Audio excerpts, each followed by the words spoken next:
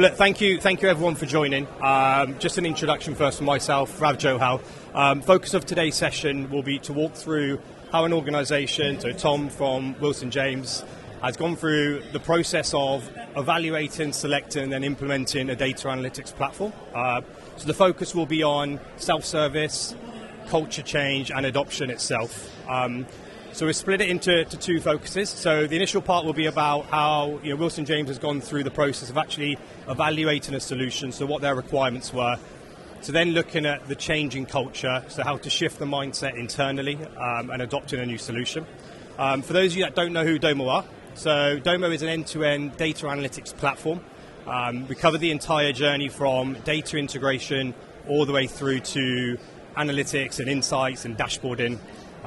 Really the value for customers is the speed to value, is being able to integrate your data through our connector framework. So whether it's on-premise database, whether you're looking at cloud systems, to then be able to host that data in Domo's data warehouse or third-party, transforming, preparing the data, and then being able to create visualizations and insights to ultimately have that self-service culture, but drive the business forward using data. So from that side, obviously we're not here too much to talk about Domo, but Tom, from your perspective, thank you for joining today. So maybe to begin with, be good just to give an insight into who Wilson James are, the industries you work in, and then over in terms of the scale you're at and the vision you have as an organisation. Yes, I think we're probably one of the largest businesses people haven't heard of. So we work across security, construction logistics, aviation and technology as our predominant service lines. We're founded as a security business 31 years ago, still owner-led and operated, so that's really wonderful for us. And we employ about 6,000 people. So I guess for us, the vision is that we have people are the core of our product and the core of our offering. But it's so for us and our data journey is about how do we enable our people using data. Yeah. So that's really where we came about with this about 18 months ago. Perfect. And in terms of you work across various industries, is there certain industries that maybe data plays a bit more of a pivotal part in? Yeah, absolutely. So, I mean, as you can imagine, aviation, every single part of every journey is absolutely captured. Of course. And we're working with thousands of data points. And so at Heathrow, for example, we provide passenger assistance for passengers who require mobility assistance through their journey. And we support about 1.8 million passengers a year in that. And the entire service is driven by data which is captured by your airline booking information. That then contributes to how do we service the passenger, how do we engage with them on the flight and understand our demand, to forecasting. Yeah. But there's so many contributing factors to something like that. And then in construction logistics, so we support the consolidation, delivery, waste management, that kind of thing, of huge construction projects. Yeah. I was discussing this morning, we're heavily involved in building Hinkley Power Plant, for example. And so again, every part of that is about delivering a really efficient service to our clients. And again, we're measuring pallet loads, but then a huge amount of info around sustainability as well. So we had so much data and didn't know what to do with it. And a lot of different data points and getting access to data. And Tom, in terms of kind of your role at Wilson James, been there 6 years, is that correct? 6 years, and obviously you've kind of worked through the organisation from being initially in kind of that operational role to now being, in the role of business improvement director. How has that journey been, and also how has kind of data and reporting played a part from operationally all the way through to kind of where you are now? Yeah, so I don't think I'd call myself a technical person. I think my colleagues would probably call me a technical person just by virtue of what I do. But so I started working at Gatwick Airport in a real operational role, and then took an interest in how do we plan, how do we drive efficiency into that service, and then came to start driving our planning, our forecasting, all that kind of stuff. And back then it was another BI platform, I won't name them, and we were just starting to get to grips with that, and that was just engaging with like Excel data and playing around with that. And I guess that's where my data journey started. From there I moved into some project roles, so I was delivering new projects and stuff like that. And then from there moved into business improvement. And I think it's really telling that we house our data function inside of business improvement. part of the organization, because for us, data is all about how do we improve our organization, and that's been the case, for the last 2 years since running that function. And I think that's really helped us with direction in what we do, because ultimately, I find a big problem when you speak to people in the data space is they gather millions and millions of data points, but it's really difficult to discern the ones that are valuable to the ones that are worthless. Yeah. And you end up spending a huge amount of time and effort building data governance and cleansing and all this sort of stuff for ultimately data that doesn't drive any value, doesn't drive any revenue, doesn't improve your employee retention, engagement, and that kind of thing. So over the last 6 years, having worked in 5 roles, I think, in Wilson James, it's been quite a journey. I've seen the impact of the 16 platforms that we use to run our organization, of having all of them in isolation, doing a different thing in a different place. And then I've seen our operators, our people on the ground, struggling to extract information into Excel or however that looks, and trying to pull it together alongside each other. And that's in our ops team, but also in support. So if you consider employee retention as a data point, I did some time in HR, and you measure that, but do you really understand what contributes to it? And I think all of us can put a finger on what we think drives employee retention, but it's so many things, and that could be around how many accidents, how safe do people feel on a site. If they feel unsafe, they'll probably leave. How regularly they're being trained, well, that's in a different platform for us. Of course. Is their pay accurate and on time? Okay, well, that's in SAP, so that's locked away there. And you start to look at all of these data points in isolation, and it becomes really hard for anyone to make a positive impact on a challenge in the organization. And so, that's, if we talk about how do we land with Domo, I think a year and a half ago, that was the problem I was wrestling with in business improvement. I spent 6 years in our business seeing all the ways that it was dysfunctional, and understanding that actually no one knew what was really going on. They all had a view of their own slice, but they couldn't see the overarching picture in the organisation. And maybe that's the point where you get to where we talk about how you come across Domo. And maybe it'd be good to walk through just understanding what initially you were looking for, and actually how you come across Domo in the first place. Yeah, so I talked about our 16 platforms, and so for context, that could be a health and safety capture platform, that could be our time and attendance tool, or SAP, which drives our finance, our payroll, and all of our employee data, across to our allocation system in aviation, or into our construction logistics management platform, which is a fulcrum, one of our proprietary products. And so there were 2 things that landed us with Domo. One was to bring all that together. We needed a BI tool that had a layer that empowered us to connect to all of them and could do it quickly. We're a very agile organization. Our CEO is still the guy who founded it 31 years ago. And so when he rubber stamps something and says let's go, he expects quick results. It's not about let's roll out a 5-year strategy of how we're going to deploy this tool. It's okay, go out, deliver it quick, and let's see value really quickly. So that part of Domo we really loved. And then the other part is unlocking SAP data, which for us, we spoke with multiple BI tools. We spoke with a data connection consultancy who came back to us and said it can't be done without paying for a digital access license, which anyone who engages with SAP will know costs a lot of money. And Domo's ability to connect to the database level of SAP circumvented the need for that digital access license, and we had a long, drawn-out conversation with SAP around that and got confirmation. And so, the ability to unlock that data from SAP, which ultimately runs our finance, our procurement, our employees, everything in our business. If we couldn't get that, business intelligence and analytics for us was dead, because we would be looking at everything without 80% of our information. Yeah, exactly. I think that will resonate with a lot of people in the audience, is that the need to not just acquire from one database, but it's that multiple databases across multiple departments. And I think obviously the benefit you had, Tom, is that because you've had that operational role, you understood what the challenges were maybe in finance, in sales, in marketing as well, and the data they need and what they need access to drive the business forward.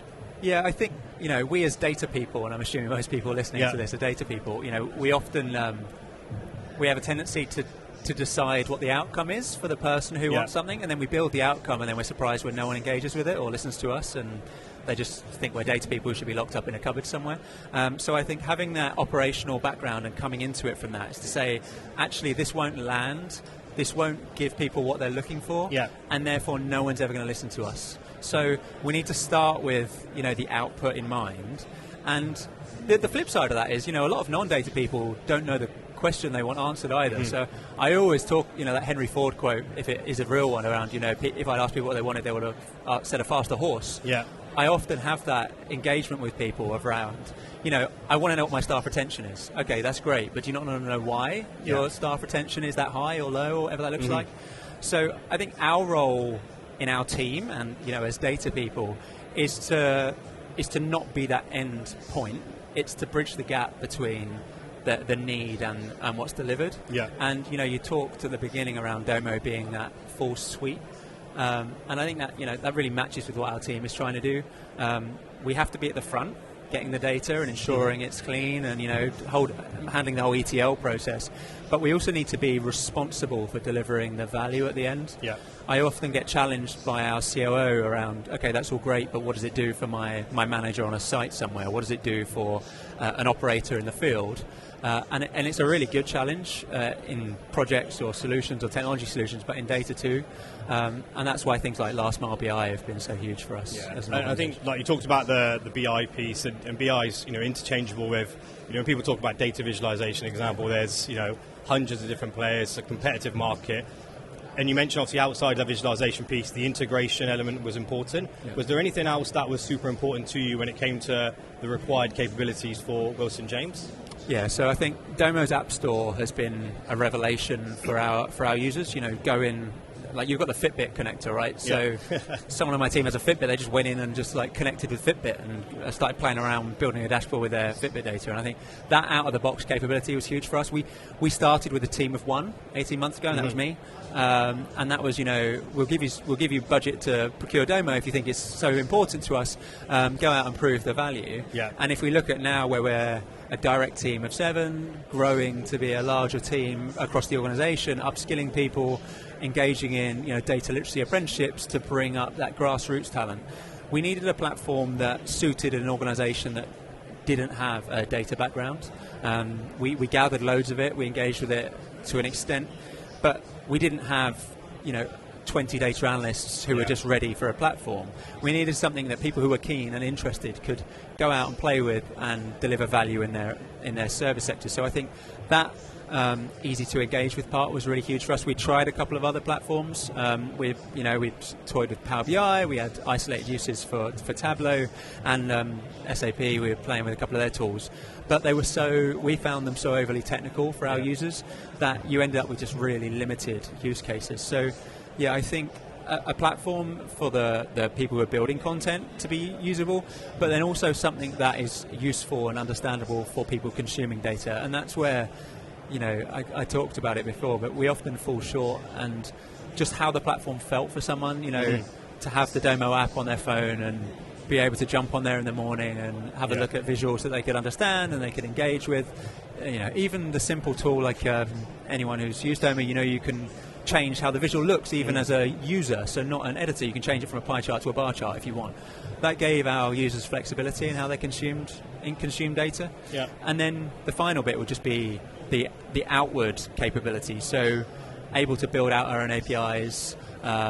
We're toying at the moment with use case, connecting to ChatGPT to write a summary of a data set that sits in Domo and then is delivered as a Teams message. So, the days of bar charts and pie charts, I think, for many users that's great, but for others they want a written report or they want to engage in it a different way, and we get that flexibility. Yeah, that's great. That's great to hear. And then obviously, so you've gone through the process, obviously you've done the evaluation, you selected the tool that's right for Wilson James.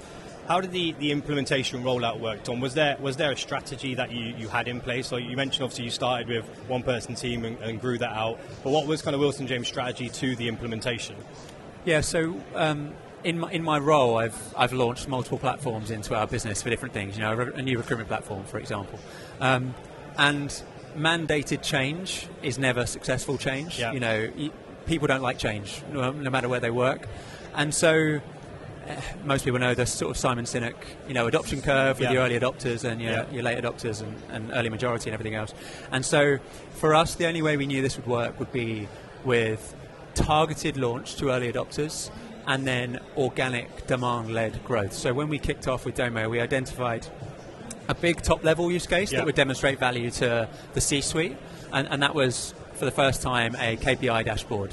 For our board, that was fed every day rather than at the end of every month someone typing something to an Excel sheet and emailing it out. So that demonstrated value at the C-suite level. And then it was picking out a couple of really problematic use cases that someone in our support function had. I talk about it in the case study, just knowing how many people worked for us that day, which seems bonkers. Very important. That was, exactly. That was really problematic, and you'd have to reach out to this one person in HR, and you had to run the report, and they could bring it together with 3 others, and they could tell you, we've currently got 5,733. So actually being able to flash up to our business, this is how many people are working for us today, and if you do it again tomorrow, the number will be different because it updates on its own. And then going out to our ops teams, where they fed information into recruitment and they didn't know where the candidates were in the process, where they were in vetting, and when they were going to get them out the other end. So building out a recruitment pipeline view, and this is how many candidates you've got and where they're at in the journey.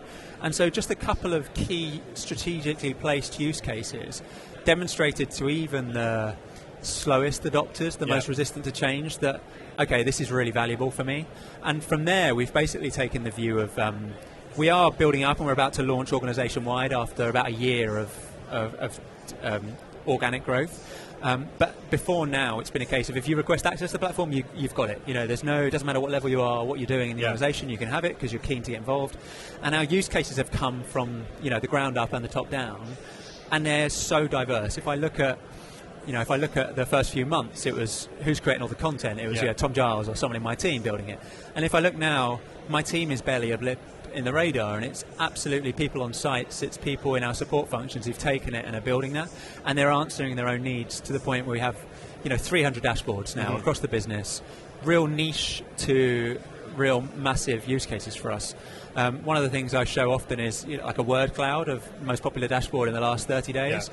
And through the first few months of adoption, you just saw like 3 massive words and then nothing else around the edge. Because there was so little and it was only so targeted.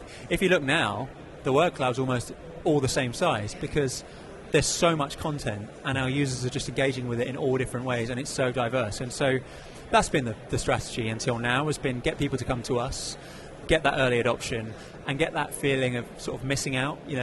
People are looking at this, I want that. How can I get access to that? And have people coming to us. And that's been really great. I think it's been our most successful adopted platform. It's something people didn't know they needed until they got access to it, and now they can't live without it. I think the most popular login time with the platform is between 8 and 10 in the morning, and the most popular day is Monday. So if you want to talk about a data-driven culture, seeing that everyone logs in first thing in the morning and engages with it, that is the biggest indicator, I think, of a data-driven culture, and we're reaching. Fantastic. And obviously you talked a lot about kind of internal BI and how you've been able to kind of drive better data-driven decisions internally.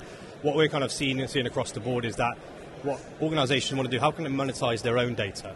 And obviously one of the big factors in Domo is being able to take the data you have within your own platforms, your own databases, and sharing that with clients and partners, which is going to help increase revenue opportunities, customer retention. I wonder if you could just talk through kind of the journey you guys have been on in terms of extended analytics to your clients and partners. Yeah, so 18 months ago when we started, I think we acknowledged that we were perhaps behind in our marketplace in this space, and we desperately need to do something to catch up, and we got there. But within 9 to 12 months, we were there, and we were already ahead of, I think, our competitors in producing internal analytics and driving value with that. And then it opened up, okay, well, great, what else can we do? And so for us, we've got sort of three buckets. One is drive value into our own organisation, and I've talked a bit about that. The second is how do we enhance our current service propositions, and then the third is how do we just create completely new things that we've never done before, but because of what we already do or what we have access to, we can deliver. And so that second one we're really starting to explore now, and that's enhancing how we deliver our services. And we have some really engaged clients. If you, as a supplier, Wilson James, our clients are Google and Meta and big tech names, Snapchat and all those kind of people. And they're expecting from their security supplier or their construction logistics supplier more than I think the market is generally ready to do. So, last mile BI in our aviation spaces and our construction logistics spaces, putting screens up in operational areas that drive outcomes from data, rather than looking at something at the end of the month and talking about what we've done to date. That is hugely valuable for our clients. We had an airline comment, that a global airline, that what we were doing at Heathrow, for example, they'd never seen anywhere else in their network, and that was huge for us as an organisation, and huge for our client, which is the airport. So that kind of stuff is brilliant, and then also leveraging with our partner Manzira around sustainability.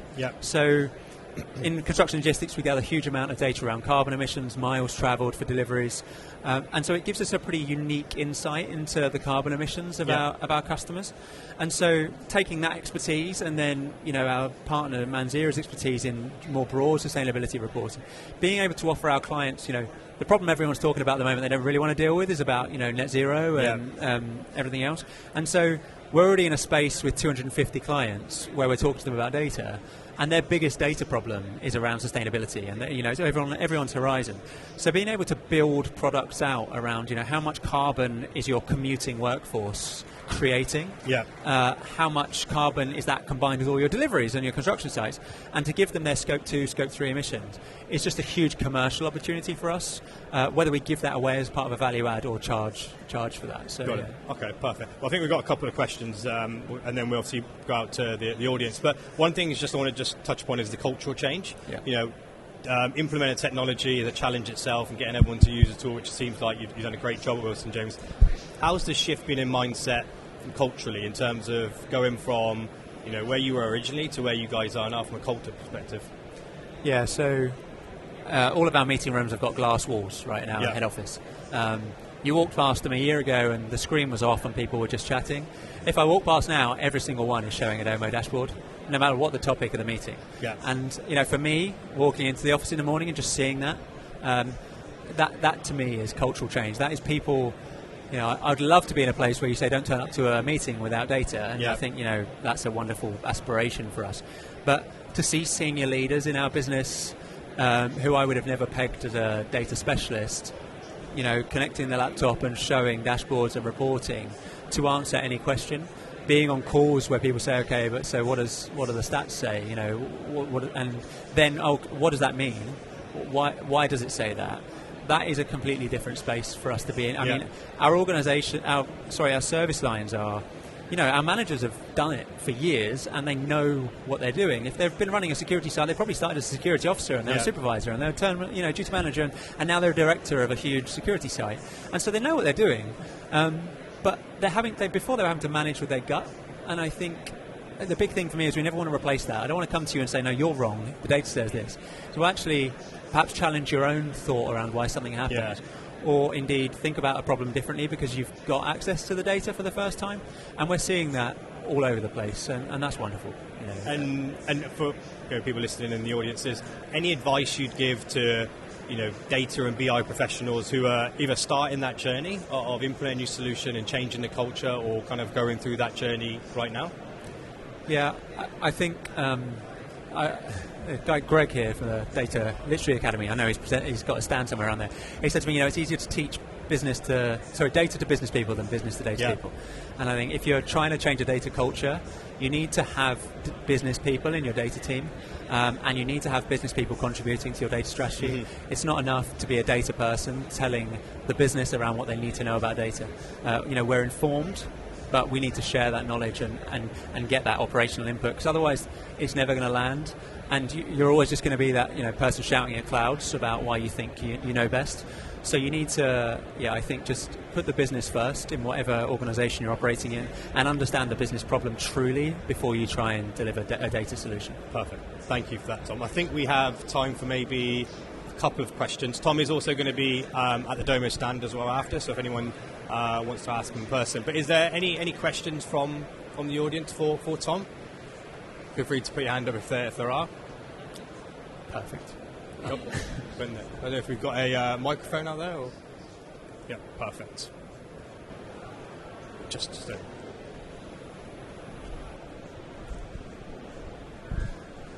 Just there at the front. There we go. Perfect. Thank you. Hi there. It was great to hear everything you've mentioned. A bit closer. Sorry, can you hear me? Yeah, I think so. Sorry. So I was just curious because you mentioned that there was all these dashboards that have been created, these main ones. Sorry, I can't hear you very well. Can you hear me better now? Yeah, I think you have to hold it really close. Oh, real close. Okay, cool. So I was just curious, who are the individuals that are creating those particular dashboards? I'm curious about the composition of your data team. I would imagine you've got a wide variety of data analysts and data engineers, but like when you in the terms of self-service, are you expecting the specific business side, that people within the business teams, within the business lines, actually creating the dashboards, or is it a whole massive team of data analysts? What does that look like? We are absolutely not a massive team of data analysts. So we are very small in our internal central capability, and all of our essentially data capability until very recently has been within operating areas where there's just someone with a flair for it. So the key thing for us was to go out and find those people in the beginning and say, we are doing this, you can have anything you like, clearly well managed in a data governance framework. But so if you see a use case and you want to do that, we will support you. And I did mention earlier, but the whole self-learning piece in Domo, the data Domo University, has been huge for us. So the biggest content creators for us was a HR business partner, an IT guy, I don't know what his title was, but he just, he'd built Fresh ticketing dashboards in Fresh, and he had done all this sort of stuff. And a director in finance who just loved it and went out there. And so our top 3 content creators would be absolutely not data people. So that it has been organic, and in that the people put their hand up and say, oh, can I have access? Can I be an editor? Can I build content? And then how do we support people through that? So we run a fortnightly editors group where we share best practice. We've written we're writing out some best practice guides. And then, just a chat really where, oh, I'm trying to do this. How do I do it? And that's where we've seen. So, okay, what that's done is it's created a huge amount of content and a huge amount of value recognition in the business. But it has been all over the place. So it has its pluses and minuses. Where we're at now is trying to tidy that up, professionalise that. And the Domo certification and that kind of thing that we're doing really cements that. But so, yeah, in terms of getting out there, getting it fast, and getting engagement, I think that's critical, is having, I talked about it, non-data people delivering data. Right. And also just another follow-up question in regards to those, I guess you can describe them as super users, right? Would you say that they... I would imagine they would have to undergo particular training so that they can create those particular dashboards.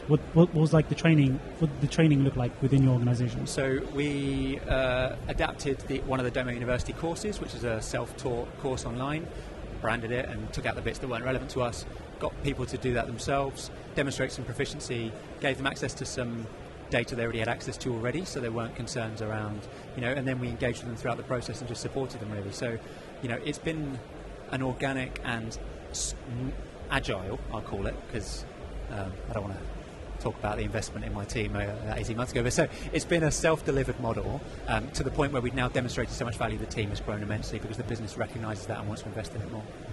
Cool. Thank you very much.